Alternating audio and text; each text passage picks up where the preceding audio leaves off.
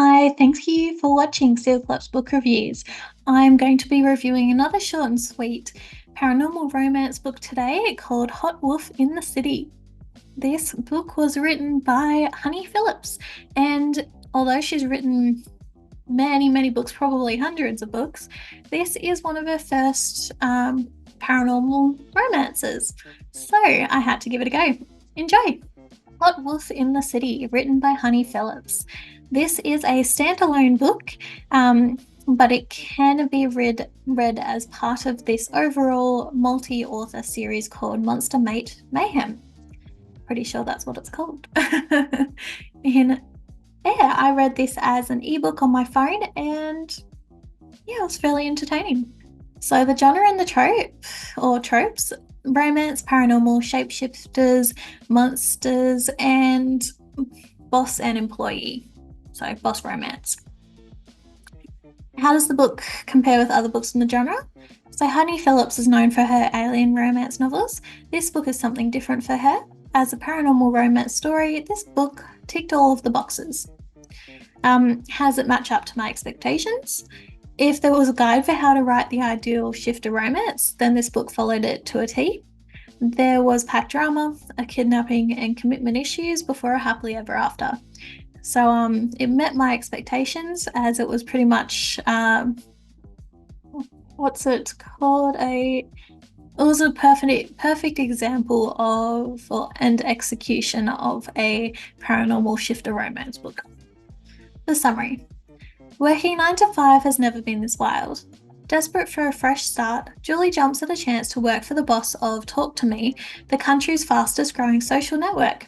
The job's location?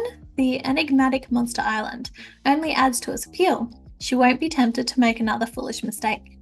She didn't expect her new boss to be the hottest, most tantalizing man she's ever met, even if he does growl his orders and has an oddly arousing habit of sniffing her.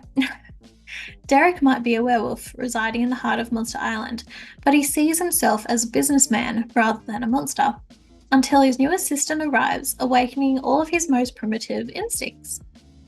He knows she's human, he knows she'll never stay, but the need to claim her is growing stronger every day.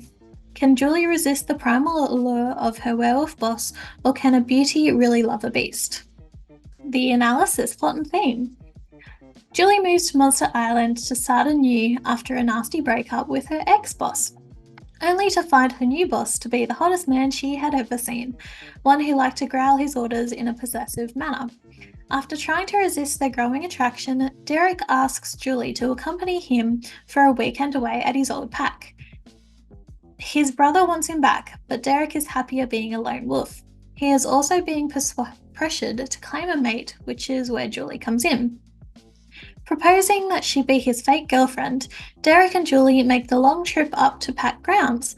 Coming face to face with some old enemies, the couple soon forget that they are faking and let their feelings grow past the point of no return. Pacing, emotion, ending, and plot holes. As a very short book at under 200 pages, this story is fairly fast-tracked to encompass everything the author wanted to include. All of the distinct plot points are fairly rushed or skimmed over in order to prevent the story from being too long. I feel like this was a mistake. It would have been better to exclude some of these points rather than cover them in a few paragraphs. Although the story is a bit rushed, it ends with a happily ever after, with everything tied up in a neat little bow.